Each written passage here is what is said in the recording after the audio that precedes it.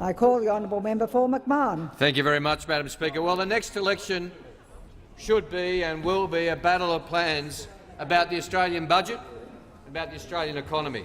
And the Labor Party does have a plan to tackle the most unsustainable parts of the budget in a fair way, to get more fairness into the budget and to make it more sustainable. And the Abbott government also has a plan, but it's the opposite plan. The Abbott government's plan is to leave the most unsustainable parts, the fastest-growing parts of the federal budget, untouched, but to come up with more ways of making our tax and transfer system less fair.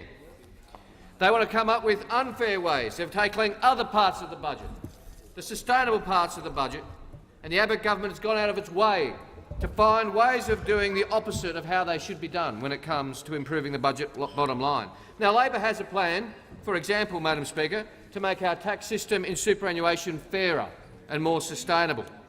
The government which lectured us and lectured the Australian people that the budget was unsustainable, that we were heading towards Greek levels of debt, that tough decisions were necessary, doesn't have the courage to admit and acknowledge that which every other serious commentator and analyst has pointed out, Madam Speaker, that the taxation treatment of high-income super in Australia is not sustainable. It cannot be afforded and it is not fair. We on this side of the chamber have the courage to say it, and the Prime Minister and Treasurer lack the courage to say it. Now, the Treasurer did indicate a few weeks ago that he was interested in a national conversation about this, that he wanted to have bipartisanship. It didn't last long. The Prime Minister came out the next day and said no. Now, we are used to these backflips. They're getting faster, in fact, Madam Speaker. It took a few years to have the backflip on pay parental leave, and it took about a week to have the backflip on iron ore inquiry, and it took a day yesterday to have the backflip about GST on sanitary products, and on coding it took a question. It took a question between the Prime Minister because putting coding in the national curriculum for primary schools was a terrible idea in one question and a great idea in the very next question, according to the Prime Minister. As the Shadow Assistant Treasurer points out, the cycle is speeding up, Madam Speaker, when it comes to backflips. The backflips happen more quickly every time that we see. But the Treasurer did call for bipartisanship, and so we took him at his word.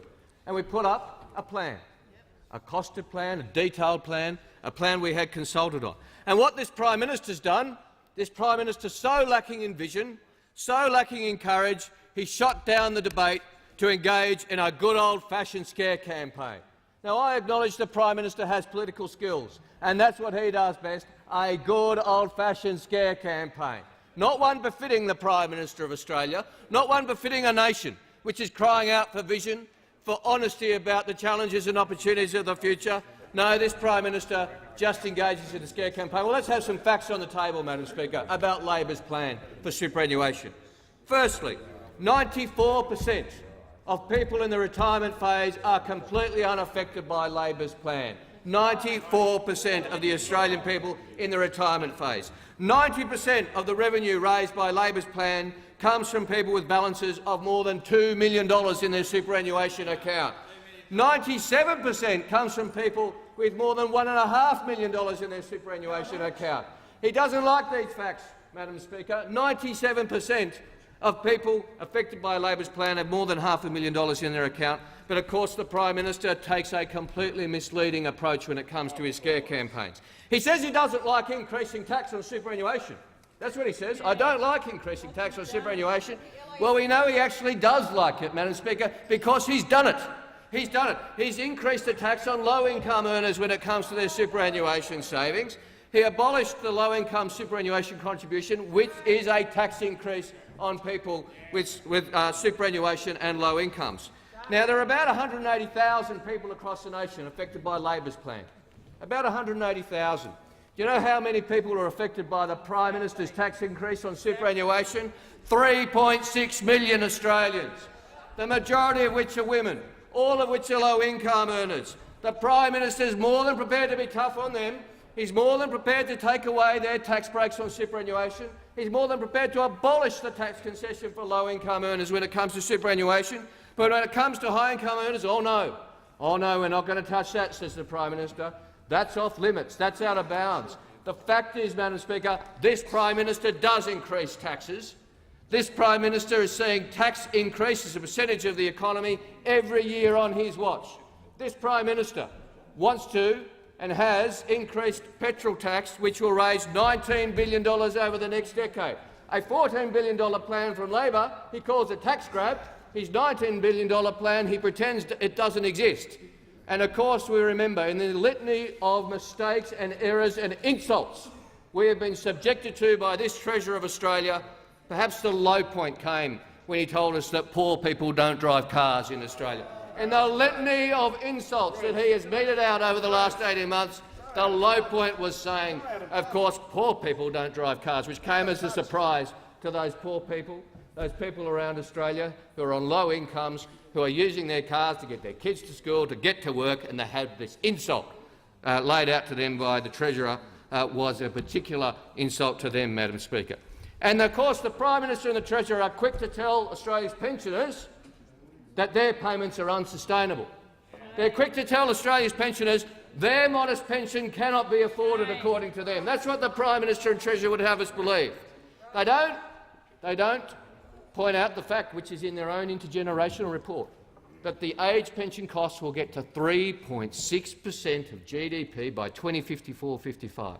We say on this side, Madam Speaker, Australia's pensioners deserve to have at least 4% of our economy spent on them.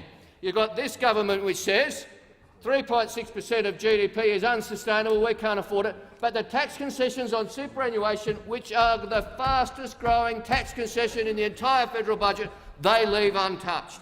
In 4 years, Madam Speaker, in 4 years, the cost of superannuation tax concessions in Australia will outstrip the cost of the age pension. In just 4 years. That's what unsustainability looks like. That's what unfairness looks like. You've got this government which says, well, the age pension, which is growing more slowly than the tax concessions on superannuation and will be smaller than the tax concessions in superannuation in just 4 years, well, that's perfectly sustainable. That's unsustainable. But the tax concessions, no, they are perfectly sustainable. That's the argument put by the government, which completely lacks any logic or consistency. So this government is planning to make the most sustainable part of this retirement income system, the age pension, the target of their attacks. We know that they want to take the age pension to just 16% of average weekly earnings. That's what they want to do. We've looked into their eyes. That's their plan. That's what they wanted to do, and we know that that's their preferred model going forward. Well, we know, Madam Speaker, that there's plenty of people who've pointed out that the superannuation tax concessions in Australia need to be addressed. The government's own Murray inquiry, the Financial Systems inquiry, said the majority of tax concessions accrue to the top 20% of income earners.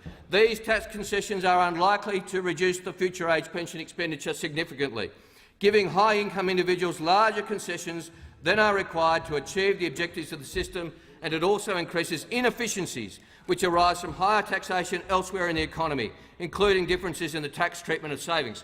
What the Murray inquiry is really saying there, Madam Speaker, is a tax concession for somebody is paid for by higher taxes on somebody else, on the mums and dads of Australia, on the lower middle income earners of Australia. A tax concession for high income earners is paid for by higher taxes on others.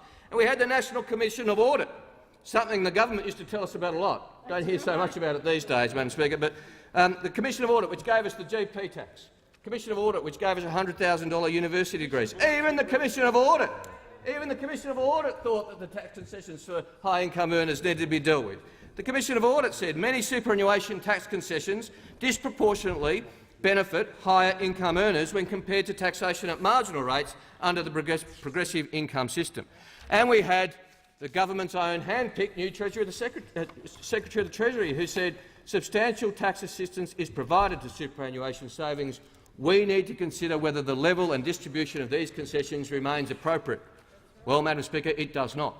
It does not remain appropriate. It needs to be fixed, and this side of the House is prepared to show the courage to fix it. That side of the House is not prepared to show the courage to fix it. That side of the House is sticking to their business model of misleading the Australian people before an election, of lying to the Australian people before an election, and then doing something completely opposite when they rise to deliver their budget after the election.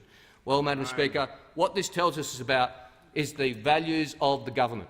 The values of the government, that they are prepared to be tough on Australia's pensioners. They They are prepared to beat their chests when it comes to Australia's pensioners, but they are not prepared to show the courage to say to Australia's high-income earners, it's time to pay your fair share.